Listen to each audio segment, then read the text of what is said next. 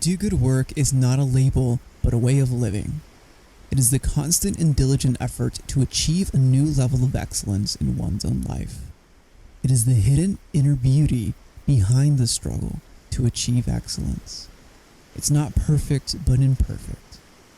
It is the effort, discipline, and focus that often goes unnoticed.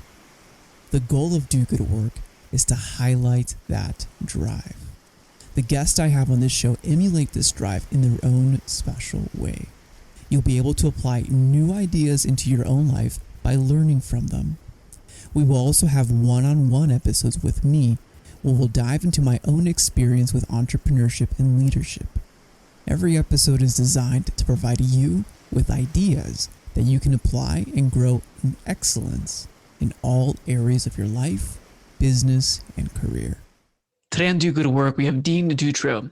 Dean is the co-founder of Worth E-commerce, a seven-figure plus e-commerce marketing agency that helps businesses of all sizes dramatically grow their revenue by at least 30% with life cycle email marketing and SMS marketing. Dean is an e-commerce email marketing and SMS expert, a Klaviyo Platinum partner, and sits on Klaviyo's advisory council. He's also the founder of Email Growth Training and has helped over 600 stores grow leveraging email. He's also the host of the Relationship Commerce podcast that focuses on e-commerce founders, their stories, struggles, and strategies that are working to scale now. And he's on the mission to help business owners deepen the relationship with their customers through psychology, content strategy, and marketing systems like email and SMS. Dean, thanks so much for being on, man. Yeah, thanks for having me. Really appreciate it. Well, Dean, e-commerce, growing and scaling businesses. We can talk about strategy. We're going to talk about strategy, but you just disclosed to me a super interesting story. So you helped grow your company within 1 year to 60 employees.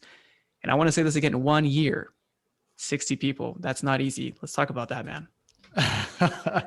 Yeah, it's been a wild ride. I don't think it's all me. I think a lot of it is with COVID and just e-commerce blowing up in general. And, we had to move quick and had a lot of growing pains, still have growing pains because we're relatively new as a company this size. But yeah, if you want, I can start kind of at the beginning of how it all started. But yeah, let's look at it strategically, because I know that the growing pains will continue to happen. What you're going through is not easy, but it's also your mindset to be able to expand and be able to take that kind of capacity and structure growth profitably, which is the most important thing. Not growing for growing's sake, but saying we're growing at a margin continually, and we're going to continue to see that and continue to support a team. So how was the opportunity came up, but how was your mindset in the beginning of the process when you saw this opportunity? Yeah, so that's a great question. I think I'd always wanted to grow and scale, right? And for me, the biggest thing was I wanted to grow a business locally here in Portland. I wanted to hire local people. I didn't want to go the outsource route just yet. I'd done that in the past, and I had a prior agency in the past as well. Where that just didn't work out as well. And so my goal has always been, for years, is how can I build up my local community? How can I hire people locally, bring people in, and start to grow their careers in the e-commerce space? Most of the people we hired are actually from the e-commerce space originally. So there's been an interesting transition in terms of training gaps and teaching people different techniques, teaching people how to grow vertically with businesses, to think strategically about it, things like that. But I was fortunate because I was kind of already on a growth path, before Worth sort of became official. I had about 10 employees. And what I had noticed was every time I hired for a key position, my business seemed to triple in size, right? With the first position I ever invested in being a project manager, someone who could work with clients, connect with clients, and take those duties out of my hands, where then I could focus on sales. The next biggest piece was hiring an admin, right? Someone to take care of my schedule, my calendar, just these little tasks, right? And one of the early mentors that I had through reading in books was Mike Michalowicz. And I've had him on the show. He's a great author. I don't know him personally, but I feel like I do because I've read so much of his stuff. is like he has you do this exercise where you do a 20/80 of all your tasks as a business owner, right? And it takes hours because you could write down like 50 to 100 different tasks that you're doing on a constant basis, especially if you're just starting, it's just you. And every time you do that, you want to identify the revenue producing metrics, right? What are the things that I'm actually doing to grow the business, where you go from, working in the business to working on it. And anything that's not there becomes a job description, right? So you can then take those tasks and create a job post for it. And the perfect people will apply because it's exactly what they want to do. And fortunately, I'd come from a recruiting background. So I kind of knew the ins and outs of how to recruit people fast, how to find really good people, where to recruit people from, things like that. And actually my first 10 employees I recruited from a co-working space. They were, they were freelancers there, and just all local, all in. You have a physical office. I mean, obviously not with COVID, but you have a physical location. Yeah, it was a co-working space, which I loved. Nice. But it was just great to like meet great talent and freelancers. And oftentimes, I found freelancers didn't want to do the sales part of things. So if you could pay them well enough, treat them well, and you have a mission and values that they buy into, they'll join pretty quick. And it's been pretty good. One thing we're proud of is our retention rate of employees.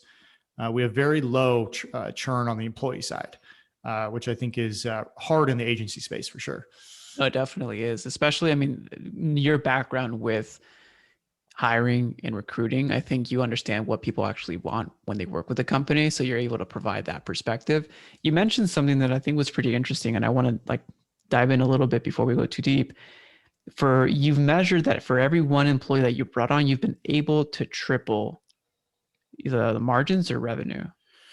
So I wouldn't say for every employee, I'd say for every key employee. Right. For a key employee. Yeah. Cause I mean, with labor intensive businesses, there is that tipping point, but it's pretty interesting to be able to think about hiring in such a strategic view where you can see that you're going to create a profit, or you're going to create more margin per client by adding that strategic partner. And I think for our audience listening is to be able to dissect right now with your team, even if you are doing, the remote work, if you are doing in-house work, if you are doing hiring contractors, et cetera, is looking at what are the strategic hires that I can make that could increase bandwidth per clientele, or also increase value adds per client, so that we can position ourselves a little bit more upstream. Yeah, absolutely. And it's one of those things where you could get like a CFO early and they could do all these projections for you. I wouldn't recommend that. I would just kind of do some basic math in a spreadsheet and see, okay, if I add 2 people here, how many employees could I add? Right. And then what would my margins be there? And you'll often go through this curve. At least what I found in my business is I'll be super profitable. And if I'm too profitable in a sense, it means it's often been an indicator to me that there could be people that we could hire to fill in some stress points, which would sustain the growth and the profit. That's a really smart point there. It's something that I talk about in Productive Profits, is to identify those inflection points where growth stagnates and you have to start building before you hit that next level. How have you measured that in particular? I'm curious to know. Yeah, so I'm part of this mastermind, and for agencies, kind of what I've learned is that there's different plateaus that agencies often hit. The first one is getting that first $1 million. Right. It's like, to get there, it's often not going to be profitable as you want it to be. Maybe between like 0 to 750,000, you're really profitable because you're doing most of the work. Right. But as soon as you start to hire people on salary, that kind of profitability goes down. But then you go from $1 million to like 3.5 million, and profitability can be really high. But then to go to the next level of 3.5 to, I think what they tell me is about 7 or so, it's really tough to break that piece and to get past that hump. And what I found is every 5 employees, your entire operational structure changes. You've got to revamp your systems, your policies, your HR, your payroll, your benefits, things like that. So it's just kind of like ebb and flow. I don't know if there's a real answer. You may know more working with other, businesses and things like that, some specifics. So that's kind of what I found so far. Yeah. And I think it is a lot on the back end systems that you have to start expanding upon. That's why I like to build flexibly so that as you expand, you're not breaking a solid infrastructure. It is more of an like a multi hexagon poly, like it's expanding and it doesn't contract unless you actually want it to contract. But the system itself is versatile, which is something that I definitely want to dive into, but it's also customized depending on goals, depending on team size, depending on where you're actually going. Because if you're just growing for growing's sake, then you're missing the mark.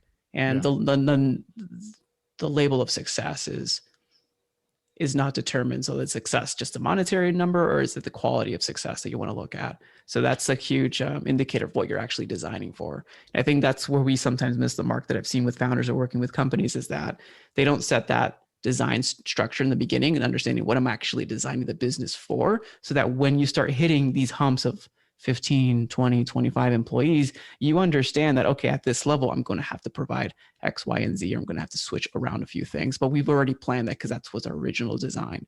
And I think that it's rare to have the opportunity to be strategic, but when you can and look at your business in a strategic lens from a design point of view, and I know it's just more of a business design, infrastructure design, team design, quality of life design, from that front, then as you have these ebbs and flows, it's more like, okay, I expected this to happen, but we've actually prepared for this to happen. So the growing pains, you have to live through them.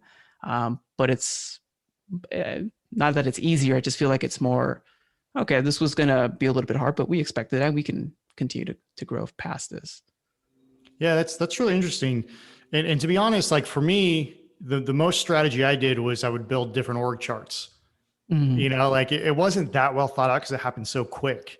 You know, like we had to hire 10 people in a month to perform services and get them trained and kind of do all these things. That led to a lot of churn, right? A lot of client churn, simply because we had people that weren't experienced and it was remote. So our entire shadow system, how we would train people pretty fast, it didn't work anymore. I would have loved to step back and say, okay, here's the design and the plan of where we're going to go. But the opportunity was coming so fast, we kind of made the decision, like, let's just go. And then whatever mistakes we make, we're going to make. And we're just going to do the best we can in some respects. And I think that's one of the best ways to grow too, because one of the analogies that I use is that the train keeps on going and it doesn't matter if you have the train tracks built, you build as you go. And that's for me, that's where the real growing pains are, because you're actually building and going at the same time. If there's any value that I can add in regards to that point, and you probably already do this, but for our listeners out there, I want to kind of give unveil a little bit behind the scenes.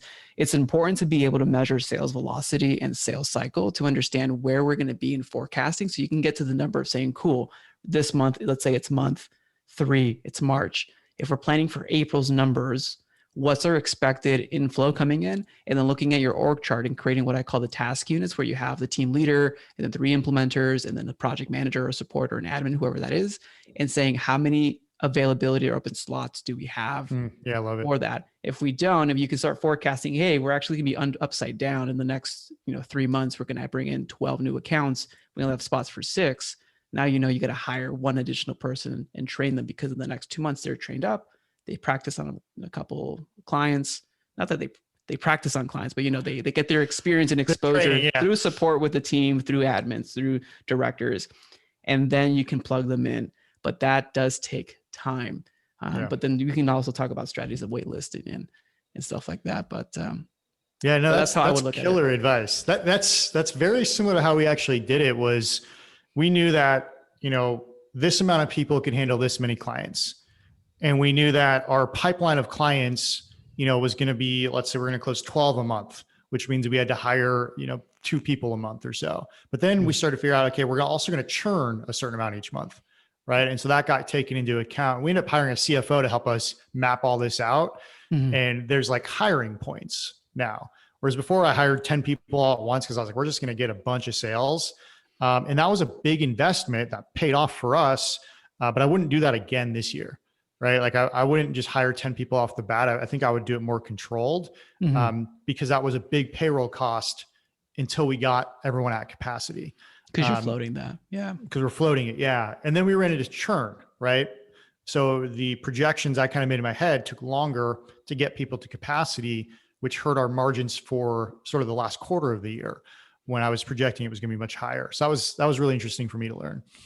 And I think also in the industry that you're in, and also in any for most service-based businesses, like that's part of the it's not a game, but that's part of the game. And being able to bear that and endure that, I think it's really important. And like amazing, Dean, that you've seen that, you understand. Now you're making decisions off of that and optimizing for this year versus what we did last year, and still stick to it and continue to grow. I mean, that's not easy, man. So I really appreciate you being able to share the distinction. Hey, I knew that I wanted to grow, so that when these things come up, you're like, I'm still going to continue to press and support the team, but continue to grow. I think, I mean, when churn happens, I mean, the only ways to really like lessen that is to look at customer lifetime value, right? Yeah. But we're going really deep with strategy on yeah, we are. Yeah, I mean, this is fun, but I mean, how have you seen, and we can dive into this as well, like for increasing customer lifetime value for clients, and then we can talk about like for the work that you do, because I know that's a huge emphasis of your work. Yeah. Yeah, it took us a while to figure out sort of the three buckets of why people leave, right? I would actually say there's four buckets, which the fourth is just like, you have no idea. Like they just do it because, you know, they had a bad day and now they're gone and you're like, what the heck happened? But you know, for our business, we were able to use a system called ClickUp, which is a project management software, customize it so that we could figure out churn reasons over time. And then once we identified those churn reasons, it just happened to correlate with our different departments. So it was either a design issue or a strategy issue or a communications issue, right? Which then made it really simple to figure out what do we need to improve. One of the things we found is we were overworking our team. And we were charging too little to support the amount of actual clients that people could retain. So even though we had more clients, we were less profitable because we would have higher churn. Whereas if we just made a simple price increase, had less clients, and then our teams had lower capacity or lower, clients to manage, right? They were more successful. So then our average, retention started to grow every month, right? Which was huge. The other key piece is upselling became extremely important, just like in an e-commerce business, just like honestly any business. And what I found is there's a few reasons, especially in the agency space. One is, let's say your team can handle 10 clients at your typical service. Well, if you get 3 of those clients or 3 of their clients to have an additional upsell, you can reduce the number of people they work with while increasing profit. Right? Because honestly, it's really hard to communicate with that many people as a project manager, as a copywriter, designer, whatever. But if you are doing an additional service for them, it's not really that much extra work compared to working with a whole nother, business. Another team, another vendor, another, service, project management, another meeting. You're saving that hassle. And if they can, if they can put a dollar amount to the time saved, I mean, these businesses, like their hourlies are at least $1,000, $2,000 an hour. Right, to be able to do that, then the upsell or like the added service. And I mean, strategically looking at what other vendors do they use and how can we either bring that in-house or support them better here. Yeah. And for us, the time investment or the costs per se won't be significant. It's pretty interesting that you talked about that. When it comes to, I mean, going back to the design, I also want to make sure that for our listeners, when you start designing your business, when you have not an org chart, but more like a unit. If you're doing service-based business, it's good to understand how much is the capacity each implementer can actually handle. If it's 3 accounts, 5 accounts, 8 accounts, and then put a variable towards those accounts. Like this is a tier 1 client where they're not very difficult. They're not very needy, simple. Tier 2, they're a little difficult, but their communication is not that bad. But tier 3, hey, I'm going to need active support and I can only manage 2 of these at a time. And B, it'll have a portfolio so that your team isn't overwhelmed. And then they also have direct access to a support or like a team leader. And within that team leader, it's making sure that they build a relationship with the client so that you're strategically planting the seeds to increase customer lifetime value. And I'm curious, Dean, one of the things that I suggest is to reward the team for performance-based actions that make sure that the client sticks longer in terms of lifetime value. How have you, implemented this with your recruitment background, or what have you seen work well? Yeah, we should have talked to you a year ago. It took us a long time to figure out exactly. It's very similar to what you're saying. We do, I think, is unique. We do a commission based structure right now. Mhm. So if any kind of implementer is working with the client for 6 months or longer, Mhm. they get a certain percentage of the profit that they split between their team. Nice. I don't know if that's the best way. I'm actually trying to find other ways to see, what might work better, but I've seen that be successful. And then people get to naturally raise their salaries, right, by being better. And I think that's killer. When I was a recruiter and then sales, like I like that concept of the better I become at something, the better I get paid. And here's how. That resonated with me. It's a little complex to implement on the back end. Oh yeah, it's not easy even to track and measure it, right? Like getting out of spreadsheets and then getting an HR person to support you. How do you measure all that, right? Yeah, it's really annoying. And I haven't found a good software yet. So if you know of any, I'd love to check it out. But there are actually spreadsheets and Stripe. Yeah, it probably doesn't work. I think it's just literally the good old spreadsheets or like a board type view on ClickUp or a Trello board if you're into Trello. Yeah, it's definitely a manual task where admin or operations just make sure that we're tracking. But I like that task unit based commission structure because that kind of rewards the team for winning. And actually, that's a very good idea because and again, let's be transparent, team. Let's drop massive value bombs here on the podcast. Is looking at unlocking different bonus tiers per position at the end of the year. So if they kept, let's say, a percentage of clients and again, you want to make sure that this is pushing the needle and making it attainable, but also competitive where it also supports the bottom line of the business, especially for service-based, performance-based companies. Is giving a bonus structure, paid quarterly, paid monthly, or just paid as the client stays based on that particular position. And then also kind of giving tension, like, hey, if I'm at this junior position or I'm at this position where I'm an entry level and I'm still learning, it'll motivate me to take the extra training, to take the extra courses, to be able to get more certifications or whatever it takes to get to the next level. So then now I can unlock a different tier of bonuses and support my growth. Because I love that. On the podcast, I had the great, cool opportunity to interview a lot of people. And one of the three things that every team member wants and desires is to be heard, to have a career growth and opportunity to go in a clear path of growth, and that their work makes a difference. Yeah. I love that. And to rip off that, one of the things that we'll do every quarter is go back to the org chart. And maybe there's a better name for it, but like I'll create like present organization and then 3 months from now, and I'll put in blank spots of different positions that I think will happen or become available. And then oftentimes I've found that people within the organization will fill those naturally. And then we've got a process. We didn't used to have a process. Now we have a better process in place where they can come to us with a 90-day plan and say, hey, I've spotted this piece of the business I think needs work. Here's what I could do to do it. Here's what the position would be. And here's how I would add value. I think that's been really motivating. What has been hard remotely is that acknowledgement piece of being heard. We haven't nailed that down yet. It's one of our, I think, growing edges or weaknesses or whatever that we're still trying to figure out. It was so much easier in person, right? Yeah.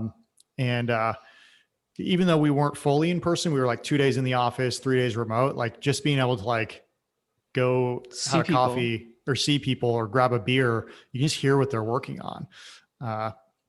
So we're still trying to figure that piece out, but I think we'll get there. There is something special when it comes to, and that's another big question too, like with teams that are readjusting, should we go back to flex time? Should we go back to full remote? Should we go back into the office, but we don't want to look bad or like make our team feel like they're mandatory? Like that's a huge debate right now. And I think it's an important one to have, is being able to create a flexible work-life schedule. And there's no right or wrong answer. As long as you're keeping it safe, keeping it legal, and making sure that the team is happy and adapt to what the actual business needs, the team needs, and the clients need. I think there is an overlap between those three different circles. But it's just also making sure that the team is highly effective. So not saying that if you go in the office, you got to stay there till 6 o'clock. Maybe we can find ways to make you more effective, and you finish your work at 2, but then you find ways to add value until 5. Yeah. Yeah. I found when I was doing the flex, people loved coming into the office because it's like, it's so hard to just be behind a computer all day, you Mhm. know? And like, that's some of the only interaction people get outside their families a lot of times, and Yeah. ways to make friends. I think I would go back that route. I'm looking for like pop-up offices Mhm. where it's like rent this office for 2 days, a couple times a month, and That's pretty like cool. Have everything's there. I different don't know. locations, different experiences that could sprout for creative days, right? Yeah, for sure. So we'll see what happens. I feel like in Portland it would happen. Just such a creative town, but That's true. That's really cool. But I think, diving deeper. So we discussed the business, and I appreciate you really being, open and sharing your experience with that, which I think is pivotal. And like, it's not easy what you did, and you're continuing to grow. So that's amazing. But I do want to switch gears a little bit. Ty, you mentioned earlier, was it the shadow method or a method that you had? I'm not sure if that was just for training or it's teaching your proprietary IP to new hires. Like, let's talk about that. How are you developing your IP and how are you helping clients right now? yeah. Um, so it's been a work in progress for a long time. Uh, I turned all of our IP into a course, which we actually sell to prospects and Nice. then to smaller clients, and I use it to train our team. So that's a really valuable tool. If you need to do Mhm. that, why not sell it, try and make some extra revenue and build some credibility and train your team. But honestly, it was very simple. It was like old school. Like, hey, like Tom, come sit behind me and watch me work, and ask me whatever questions you want. Do that for a week and take our training course, and we can get people up to speed in like a month, right? With foundational level knowledge to be a little bit dangerous, and have Mhm. some wherewithal with clients. Now I find being remote, it takes 90 days for people to get up to speed. And I don't know if everyone is feeling that, but Mhm. not being able to shadow someone, I think, is a downside to remote work, as much as I love it. Yeah. Um, And and it's not sorry, the well, same as like Zoom, look over my no, shoulder, Zoom screen share for 3 hours type video. yeah. And it's hard to mimic people and get those mirror neurons firing, over Zoom. But so I feel like I sidetracked your question. No, I think, I mean, you talked about creating IP in a course, and even can you talk about your, I don't want to say mindset again, but your boldness to be able to share your IP, not be afraid? Because I know that can be for some founders or for some entrepreneurs saying, "Hey, I don't want to share the goods and sell it to Yeah. customers. That's what they're coming to me for." But that's not the right thinking. But can you talk to me a little bit more about how you saw that as a positioning effort and as a positive? Yeah. I mean, my perspective is like the more competition there is, like if competitors come find me, it just means the marketplace is growing. Mhm. Right. And, for instance, our target marketplace is 50,000 potential customers. There's no way I'm going to close that many. Mhm. Right. There's no way my team is going to get 50,000 clients. Right. Like there's just like maybe, but like Maybe, but that you're seems, realistic. Yeah, you're yeah. open that this everyone can compete in that. Like there's enough to feed us all. Yeah. And even if, we're pretty big, we're not the biggest agency in the world, but I'd say we're a decent size and we've got a large number of clients. Like, I don't see that many agencies popping up over the years that have that many clients in this specific space that I'm in. Maybe they Mhm. have 20 or 30 clients. Well, great. Like, I just won't go after those clients, or our sales team, won't target those clients. So, I always view it as like, let's just push the needle forward in terms of like giving content to clients. There's certain personalities. Some people want you to do the work for them. Mhm. Some people want you to just show them how to do the work. And some people, if you show them all the work and all your IP, they're going to be like, actually, I don't want to do this myself. Can you do it for us? Mhm. Right. And that's kind of like a foot in the door sort of mentality or offer is, we offer a course and we offer an entire strategy session where we give them our entire strategy for a price, and they can take it and use it, or they can use us. Um, Oftentimes they see it and they're blown away and they're overwhelmed by the amount of work they have to put in, Mhm. that they're like, actually, let's use you guys. Right. I think that was key for a lot of our growth. Um, in fact, from a service business standpoint, having that offer massively reduced our customer acquisition cost. Oh wow. right? Because even if they didn't work with us, our time commitment to put into a roadmap or the course is already built is a few hours, right? So like all of a sudden that's paying for our actual customer acquisition costs, which was a massive, boost in overall profit if you can reduce that number, especially in the agency space where it's pretty expensive. Yeah, it's not cheap. Definitely not cheap. But when it comes to that, you position or price the course to be lead generation, or it's also, hey, this is an actual solution, or did you price it more around like it's a 297, 197 type deal? Like I want to kind of like pick your brain around how you thought about pricing and positioning there. Yeah, more of the course itself is more of like a lead tool, and really honestly for smaller clients, smaller companies that just can't afford our services, but maybe in a year can, right? Mm-hmm.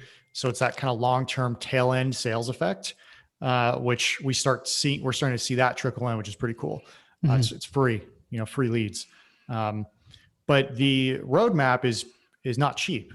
It's decently priced, $2,500 to $5,000, depending on the type of company. Mm-hmm. And that leads into bigger, retainers, because it helps build up trust.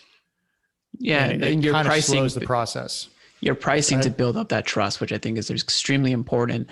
And especially in the agency world where it can easily be seen as a commodity, you're differentiating because of the positioning of where you're at, that this is actually legit, roadmap. This is not just like a pitch fest. It's a roadmap's customized to you and it will get you results. Yeah. That's really awesome. For what's some of the exciting things that you're working on right now with your team and the company, and maybe like the future things that like, hey, this is really pumping me up? Yeah. So, well, I've got a podcast going called the Relationship Commerce Podcast, which is all about connecting with different e-commerce business owners, founders, marketers, and figuring out, hey, how do you build relationships with your customers to, again, increase that customer lifetime value, build profits for your business. That's been really fun. Just meeting like what I call hidden entrepreneurs, like people that are, like doing 7, 8, 9 figures that no one's ever heard of. And they've never been in Forbes and they live in Ohio. And you're like, how are you just killing it? Right? I can't believe I found you. I love talking to those types of folks. And we're going to potentially segue that into some sort of e-commerce group where it's just different e-commerce business owners from around the country that are basically a mastermind, right? But tailored to what I like to do. And some people I think it'll resonate with, some people won't, but I enjoy meeting other business owners. And as a business owner myself before the podcast, it was pretty lonely, like I had no idea how to grow a company to where we are now.